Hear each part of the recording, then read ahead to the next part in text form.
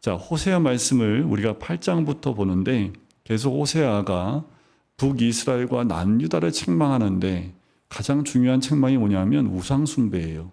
자, 우상숭배가 나무를 세워놓고 그 우상 세워놓고 절하는 것만이 우상이 아니라 하나님을 의지하지 않고 강대국이었던 애국과 아수르를 의지했던 모든 것들도 우상을 섬기는 겁니다. 세상의 힘을 의지하고 하나님께 엎드리지 않는 이 백성들 향해서 지금 호세아가 책망하는 게 8장도 나와요. 좀 전에 7장까지 함께 나눴는데 8장에 보면 1절에 이렇게 나와요. 나팔을 내 입에 댈지어다. 이 나팔을 분다는 것은 하나님의 심판이 임했다라는 것을 의미합니다. 원수가 독수리처럼 여호와의 집에 덮치리니 지금 하나님의 심판이 가까이 왔음을 이야기하는 거죠. 4절 셋째 줄에 보면 그들이 또 그 금으로 자기를 위하여 우상을 만들었나니 결국은 파괴되고 말리라. 그러니까 결국 이들이 지금 이 배경이 여로보암 2세 때라고 말씀을 드렸죠. 굉장히 부유했습니다. 오랜 기간 동안 부유했고 나라의 국력도 굉장히 강력했습니다. 이 모든 걸 부어주신 것이 하나님인 걸 이들이 잊고 더더욱 우상을 섬기고 세상의 권력을 향해서 나가는 이들이 그것을 선택해요. 그러니까 이들이 뭐예요? 그렇다고 이들이 제사 안 지내요? 아니요. 제사 지냅니다. 하나님께 예배 드립니다. 할 거 다 하면서 어떻게 해요? 나머지 시간에는 우상을 향해서 나가는 이들의 모습을 보게 되는 거지요. 그러니까 어떻게 호세아가 가늠하는 여인을 아내로 맞이하는 것처럼 이 이스라엘 백성이 하나님을 온전히 섬기지 못하고 있는 모습을 얘기하지요. 자, 12절을 보세요. 8장 12절에 보면 내가 그를 위하여 내 율법을 만 가지로 기록하였으나 그들은 이상한 것으로 여기도다. 하나님 말씀을 이렇게 모세를 통해서 율법을 주었음에도 불구하고 이들이 그걸 이상하게 여기는 거예요. 그러니까 왜 이상하게 여길까요? 내 생각과 다르니까 하나님 말씀에는 순종해야 되고 율법은 순종해야 합니다. 그런데 그 율법을 어떻게 여기는 거예요? 이상한 것으로 여기는 거예요. 그러니까 어떻게 해요? 나하고 다르니까 하나님 말씀 따라가지 않고 율법 따라가지 않고 세상을 따라가는 걸 선택해 가는 거지요. 14절 이스라엘은 자기를 지으신 이를 잊어버리고 왕궁들을 세웠으며 유다는 견고한 성읍을 많이 쌓았으나 내가 그 성읍들에 불을 보내어 그 성들을 삼키게 하리라. 하나님의 심판이 임하게 했다는 거죠. 그럼 성 짓는 것이 잘못됐습니까? 아니요. 성 짓는 것이 왜 잘못돼요? 방비를 하고 성을 든든하게 세워나가는 것 중요하지요. 그런데 하나님께 의지하지 않고 자신들의 힘으로 하려고 하는 것이 문제가 된 거예요. 이스라엘은 자기를 지으신 이를 잊어버린 거죠. 하나님을 잊고 세상적인 방법으로 자꾸 나가니까 하나님은 어떻게 해요? 그 성들을 삼켜버리겠다라고 말씀하는 거지요. 9장을 보세요. 9장은 지금까지 호세아가 이스라엘 백성의 부패를 조목조목 지적한 그 이유는 하나님의 심판의 필연성을 강조하기 위해서였습니다. 그 심판은 소출의 감소로 나타나요. 이방의 포로됨으로 또 후손의 감소 등으로 드러나는 거지요. 그래서 하나님의 심판은 이처럼 총체적인 것으로 알 수 있어요. 그러니까 다 무너져가는 거예요. 그러니까 하나님의 심판이 갑자기 임할 수도 있지만 이들이 농사를 하는데 소출이 점점점 줄어요. 열심히 일을 하는데 수입이 점점점 줄어요. 이유를 알 수가 없어요. 지금 아까도 말씀을 드렸지만 개인 자영업자들이 지금 어느 때보다 많은 자영업자들이 폐업을 합니다. 지금 금호동에도 보면 빈자리가 엄청 많아요. 제가 여기 이사 온 지 10년이 넘어가는데 이렇게 비어서 오랫동안 채워지지 않는 때가 없었습니다. 비어지면 또 다른 게 들어왔어요. 비어지면 또 다른 업종이 들어오기도 하고 같은 업종이 들어오기도 했어요. 근데 나가면 안 들어와요. 지금 금호역으로 쭉 나가다 보시면 비어있는 게 엄청 많고요. 새로 지은 건물도 있는데 거기는 거의 한 5, 6년 동안 그냥 비어있어요. 주인이 누군지 모르겠어요. 근데 비어있어요. 그러니까 소출이 주는데 이제는 감당치 못하니까 그냥 문을 닫아버린 거지요. 소출이 줄어요. 그것도 하나님의 심판입니다. 그러니까 이 땅 가운데 소출이 줄어들기 시작을 해요.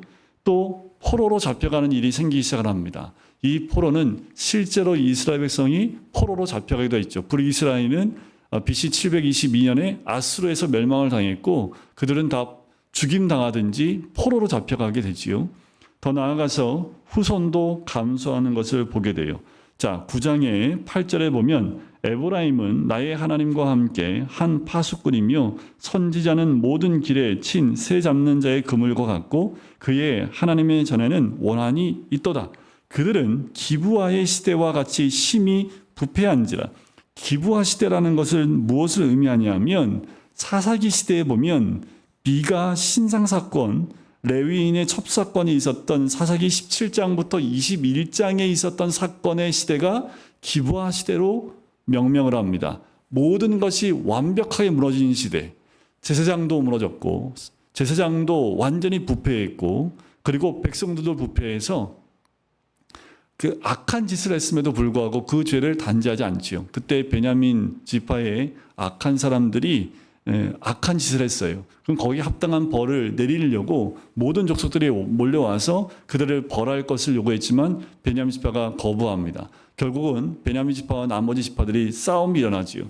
굉장히 많은 사람이 죽었고 그때 베냐민 지파가 완전히 소멸할 뻔한 사건이 이 기브아 시대를 의미합니다.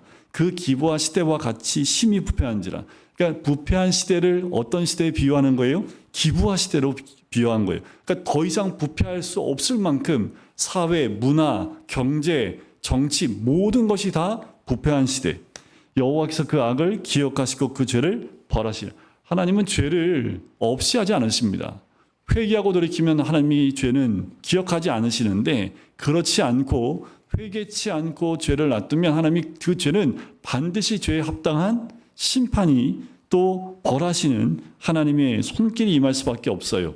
11절을 보시면 에브라임의 영광이 새같이 날아가리니, 그러니까 지금 에브라임이라는 것은 북이스라엘을 의미합니다. 그러니까 북이스라엘이 영광이 지금 얼마나 큰지 얼마나 부유한지 그거 아무것도 아니라는 거예요. 새같이 날아가 버릴 거라는 거지요. 해산하는 것이나 아이 베는 것이나 임신하는 것이 없으리라. 오죽하면 이제 숫자가 줄어요. 애를 안 낳아요. 못 낳아요. 숫자가 점점 줄어드는 것을 의미합니다. 16절 에브라임은 매를 맞아 그 뿌리가 말라 열매를 맺지 못하나니 비록 아이를 낳을지라도 내가 그 사랑하는 태 열매를 죽이리라. 하나님이 이런 씨를 말리시는 심판이 임한다라는 것을 얘기합니다. 자, 10장에 가면 이스라엘의 여로보암은 자신이 이룩한 국가적 번영에 도취되어 있습니다. 그래서 우상 숭배를 자행하는 것이 1절부터 8절까지 내용이에요. 특별히 2절에 보면 두 마음을 품었다라고 나오지요. 당시 이스라엘의 영적 상태를 가장 정확하게 꼬집는 표현입니다. 그들은 한쪽으로는 세상, 우상을, 다른 한쪽으로는 하나님을 섬긴다고 이야기해요. 그러나 이같이 부패한 그들에게도 회개의 기회는 아직 남아있음을 이 10장 12절에 얘기를 해요. 일단 10장 1절에 보면 이스라엘은 열매 맺는 무성한 포도나무라. 자, 하나님께서 포도나무에 맺어진 열매를 우상으로 보신다고 얘기해요. 자, 그 열매가 많을수록 재단을 만개하며 그 땅이 번영할수록 주상을 아름답게 하도다. 그러니까 풍성하다는 건 뭐예요? 무성하다는 건 뭐예요? 열매가 많은데 이게 오히려 어떤 거예요? 그 열매를 우상으로 보신다라는 거예요. 오히려 이의 풍성함이 우상을 섬기는 쪽으로 간다라고 말씀하는 거지요. 5절에 보면 사마리아 주민이 베다웬의 송아지로 말미암아 두려워할 것이라. 그 백성이 슬퍼하며 그것을 기뻐하던 제장들도 슬퍼하리니 이는 그의 영광이 떠나감이며 라는 거지요. 결국 하나님의 심판이 제사장뿐만 아니라 그 백성들에게 임할 것에 대해서 이야기합니다. 9절에 보면 다시 한번 기브아 시대가 나오지요. 이스라엘아 내가 기브아 시대로부터 범죄하더니 지금까지 죄를 짓는구나. 그러니까 그때 시대 이후부터 이들이 회복되지 못하고 계속해서 같은 죄, 이게 뭐예요? 우상을 섬기는 죄입니다. 지금까지 죄를 짓는구나. 그러니 범죄한 자손들에 대한 전쟁이 어찌 기브아에서 일어나지 않겠느냐. 그러니까 이런 죄가 일어나면 반드시 어떤 게요? 전쟁이 일어날 수밖에 없습니다. 왜요? 이게 부패했기 때문에 이런 부패함은요. 서로 그 권력을 차지하기 위해서 서로 싸울 수밖에 없어요. 전쟁이 일어날 수밖에 없어요. 왜냐하면 법과 질서대로 가면 다툼이 사라집니다. 그런데 이게 사라지면 자기의 것과 욕망을 채우기 위해서 가는 세력들이 많아지면 서로 자기가 그 위에 올라가려고 전쟁이 일어나지요. 전쟁이 일어나요. 그런데 12절 너희가 자기를 위하여 공의를 심고 인애를 거두라. 너희 묵은 땅을 기경하라. 지금이 곧 여호와를 찾을 때니 마침내 여호와께서 오사 공의를 비처럼 너희에게 내리시리라. 제일 중요한 게 뭐예요? 묵은 땅을 기경해야 합니다. 이 묵은 땅은요, 기경한다는 건 뭐예요? 들러 없지 않으면 이 묵은 땅은요, 아무리 비가 와도 흡수를 못해요. 묵은 땅이었기 때문에 이 묵은 땅은요, 굉장히 두꺼운 층이 있습니다. 이거를 깨서 뒤엎어야 그 밑에 있는 소프트한 흙이 나오면서 거기에 씨를 심고 빗물이 스며들면서 싹이 날 수 있어요.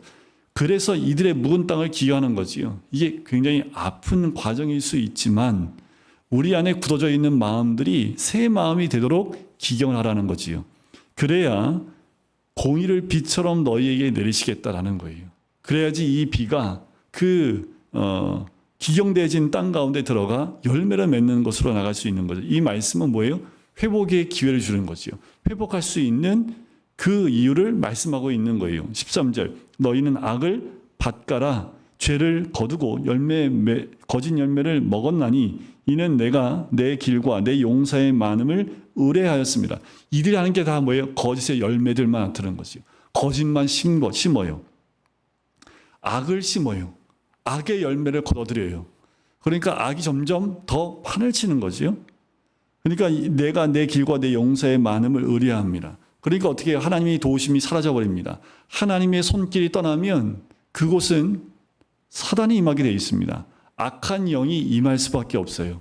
여러분들 우리 가정에 하나님의 손이 있을 때 하나님의 보호하심이 있습니다. 그런데 하나님의 손이 떠나면 반드시 어둠의 영이 그곳 가운데 임할 수밖에 없어요. 하나님이 함께 하시지 않는 곳은 다 어둠의 영이 함께 합니다. 이건 진리예요. 그럴 수밖에 없습니다. 그러니까 하나님의 거룩하신 임재가 임해야 돼요. 그래서 우리 한 사람 한 사람이 거룩한 성전이 돼야 하나님의 임재에 있는 그 거룩한 성전이 돼서 우리가 있는 그곳에 하나님의 역사가 있도록 나가야 됩니다. 그게요, 어둠 가운데 있는 자들에게는 그게 심판처럼 보여요. 하나님의 임재가 있으면 밝은 빛이 임하는 건데 그게 어둠 가운데 있는 자들에게는 그게 심판처럼 느껴져요. 그런데 빛 가운데 있는 자에게는 뭐예요? 하나님의 공의가 빛처럼 임하는 것처럼 보인다라는 거지요. 근데 우리가 하나님의 심판이 임할 때 오히려 그 심판이 하나님의 영광이 드러나는 것을 볼 수 있는 믿음의 눈이 열려야 합니다. 세상은 심판일지 모르지만 그 심판이 오히려 회복의 길을 열 수 있다라는 거지요. 11장부터는 호세아가 광야 백성들, 바로 출애굽의 구속 사건을 잊어버리고 배은망덕했던 그 백성들, 광야 백성들, 이스라엘 백성이 원래 애굽에서 나올 때부터 하나님의 어마어마한 은혜를 누리고 나왔지만 광야에서 그들의 모습을 보면 출애굽을 다 잊은 백성이 되었던 것처럼 지금 이 백성이 그와 같다라는 것을 이야기합니다. 백성들이 그럼에도 불구하고 하나님은 이들을 버리지 않는다라는 거예요. 11장 1절을 보세요. 이스라엘이 어렸을 때에 내가 사랑하여 내 아들을 애굽에서 불러냈거늘 이라는 거예요. 애굽에 있는 내 자녀들을 불러냈다라는 거예요. 하나님이 그렇게 아들을 사랑하신다라는 거지요. 4절 내가 사람의 줄 곧 사랑의 줄로 그들을 이끌었고 그들에게 대하여 그 목에서 멍에를 벗기는 자 같이 되었으며 그들 앞에 먹을 것을 두었노라. 하나님이 이스라엘 백성을 향해서 이와 같이 그들을 애굽에서부터 데리고 나온 하나님의 마음을 이야기하면서 지금도 그 마음은 변치 않았음을 이야기합니다. 본문의 주제는요, 이스라엘의 폐허까지도 끌어안으시는 하나님의 자비를 11장에서 얘기하는 거예요. 40년을 인내하고 결국 그들을 가나안으로 인도하셨듯이 하나님은 이스라엘을 회복시킬 것에 대해서 선포하고 있는 거지요. 마지막 12절을 보세요. 11장 12절에 보면 에브라임은 거짓으로 이스라엘 족속은 속임수로 나를 애워쌌고 유다는 하나님 곧 신실하시고 거룩하신 자에게 대하여 정함이 없도다. 지금 이들의 상태에 대해서 다시 한번 너희들 상태가 이와 같다라는 거예요. 거짓과 속임수로 가득 채워졌다라는 거지요. 그리고 거룩하신 자에 대하여 정함이 없도다. 그러니까 정함이 없어요. 정결함이 없어요. 다 썩었습니다. 다 부정한 것에 있어요. 부정한 이런 거예요. 내가 죄졌으니까 너도 죄져. 모든 백성들을 그렇게 죄인으로 만들어 버리는 거예요. 그래서 나만 죄지면 되는데 정결한 자 보면은 참지를 못해요. 그래서 나하고 똑같이 만들어 버리는 것이 죄인이 모여 있는 곳입니다. 그러니까 이 땅이 죄가 난무하게 되면요, 죄인들이 그렇지 않은 사람도 죄인으로 만들어 버립니다. 그래서 점점 죄가 그 세력을 확대하게 만든다라는 거예요. 12장 1절을 보세요. 에브라임은 바람을 먹으며 동풍을 따라가서 종일토록 거짓과 포악을 다하여 아수르와 계약을 맺고 기름을 애굽에 보내도다. 그러니까 이 두 강대국에 의존하고 있는 이 북이스라엘에 대해서 이야기하지요. 호세아는 다시 에브라임, 북이스라엘의 죄악과 심판을 다시 언급합니다. 특히 이곳에는 야곱의 일생과 출애굽 역사가 등장하는데 이는 이스라엘의 죄를 지적하고 회개를 촉구하는 역할을 합니다. 즉 야곱이나 출애굽한 백성 모두 간교하고 패역한 사람들이었으나 참된 회개를 통해서 하나님의 은총의 반열에 들 수 있었다라는 부분들을 12장에서 간단하게 이야기하는 거예요. 보세요. 3절. 야곱은 모태에서 그의 형의 발 뒤꿈치를 잡았고 또 힘으로는 하나님과 겨루되 천사와 겨루어 이기고 울며 그에게 간구하였으며 하나님은 베델에서 그를 만났고 거기에서 우리에게 말씀하셨나니 여호와는 만군의 하나님이시라. 여호와는 그를 기억하게 하는 이름이니라. 야곱하면 거룩하신 하나님 기억하게 하는 이름이 되어버린 거예요. 그런즉 너희 하나님께로 돌아와서 인애와 정의를 지키며 항상 너희의 하나님을 바랄지어다. 돌아오라는 거지요. 그 죄된 자리에서 돌아오는 거예요. 야곱도 결국은 돌아왔던 것처럼 이스라엘이 광야에서 축교로 돌아오는 것처럼 너희도 돌아오라라고 말씀하는 거지요. 13장은 전반부와 후반부로 나눠져서 이스라엘의 배교상을 8절까지 얘기하고요. 그 8절 이후부터는 그로 말미암은 멸망의 당위성을 각각 언급합니다. 값없이 선민으로 선택받은 이스라엘이었지만 은혜가 큰 만큼 심판도 형벌도 가혹함을 본문은 증거해 주고 있습니다. 양을 돌보던 목자가 도리어 그 양을 늑탈하는 야수로 돌변하는 모습은 하나님의 긍휼이 심판으로 전환되었음을 상징하는 모습으로 이야기합니다. 특별히 13장 4절에 보면 그러나 애굽 땅에 있을 때부터 나는 내 하나님 여호와라. 나 밖에 내가 다른 신을 알지 말 것이라. 나 외에는 구원자가 없다 하면서 하나님을 의지해야 될 것 이유를 설명하시지요. 하지만 이들이 얼마나 교만한지를 지금 13장에서 이야기하는데 특별히 14절에 보면 내가 그들을 수월의 권세에서 속량하며 사망에서 구속하리니 사망아 내 재앙이 어디 있느냐 수월아 내 멸망이 어디 있느냐 네 뉘우침이 내 눈 앞에서 숨으리라. 고린도전서 15장에 보면 사도 바울이 이 말씀을 그대로 인용하는 말씀이기도 합니다. 이제 마지막 14장은 이스라엘의 회복이 그려집니다. 이스라엘이 회복할 수 있는 것은 여호와께로 돌아가는 것이기 때문에 그래요. 호세아가 회복될 이스라엘을 비유한 왕성한 번식력을 가진 백향목은 계시록에 나오는 새 생명나무를 연상시키는 모습이기도 하고요. 하나님의 축복을 비유한 이슬은 만인에게 임할 성령의 은혜를 상징하는 모습으로 그려지고 있습니다. 이제 마지막 14장은 이스라엘을 향한 호세아의 호소의 내용이에요. 그것이 3절까지 나오지요. 그리고 4절부터는 여호와의 진노가 떠나는 모습이 나옵니다. 회복되는 모습이 나와요. 하나님의 본심은 여기에 있습니다. 이들이 하나님이 심판하는 것은 그냥 다 죽여버리려는 것이 아니라 그 심판을 통해서 그루터기를 남기고 죽게 돌아온 자를 통해서 하나님의 백성을 다시 세워나가기를 원하시는 것이 하나님의 마음이라는 거예요. 하나님의 마음은 심판에 있지 않습니다. 하나님은 회개하고 돌이키는 것에 하나님의 마음이 있어요. 우리가 깨어 있어야 될 것은 내 자신이 주님의 말씀에서 벗어난 것이 있다면 빨리 돌이켜야 되고 나뿐만 아니라 우리 가정이 하나님의 진리의 말씀에서 떠난 부분이 있다면 속히 그곳으로 돌아올 수 있도록 기도하고 회개하고 주님 앞에 무릎 꿇어야 합니다. 엎드려야 합니다. 그것이 복이지요. 늘 주님 앞에 엎드려 있다면 그 자체가 복입니다. 우리가 죄에서 돌이킬 수 있도록. 그래서 우리 가정이 하나님의 심판이 아니라 심판받기 전에, 하나님의 심판이 임하기 전에, 하나님의 형벌이 임하기 전에 회개하고 돌이켜서 하나님의 회복의 은혜를 누릴 수 있도록 인도해 달라고. 하나님이 부어주시면요, 그 축복이 여기 14장에 나오는데 5절에 보면 내가 이스라엘에게 이슬과 같으리니 그가 백합화같이 피겠고 레바논 백향목같이 뿌리가 박힐 것이나. 얼마나 하나님께서 이슬, 여기에는 이게 많은 비, 늦은 비와 그리고 이른 비, 이 두 비가 가장 중요한 비이긴 한데 그 중간에는 거의 비가 안 내려요. 그래서 새벽에 내리는 이 이슬이 있어야 곡식들이 자랍니다. 그러니까 이 이슬은 축복을 의미해요. 그 이슬과 같으리니 그가 백합화를 같이 피겠고 백향목같이 뿌리가 박힐 것이라는 거지요. 그의 가지는 퍼지며 그의 아름다움은 감람나무와 같고 그의 향기는 레바논 백향목 같으리니. 얼마나 축복된 모습인지, 백향목처럼 곧게 자라고 그 향과 그 뿌리 깊음이 정말 든든하게 세워지는 하나님의 복을 보여주는 것과 같이 회복시키시겠다라고 말씀하는 거지요. 9절을 보세요. 누가 지혜가 있어 이런 일을 깨달으며 누가 총명이 있어 이런 일을 알겠느냐.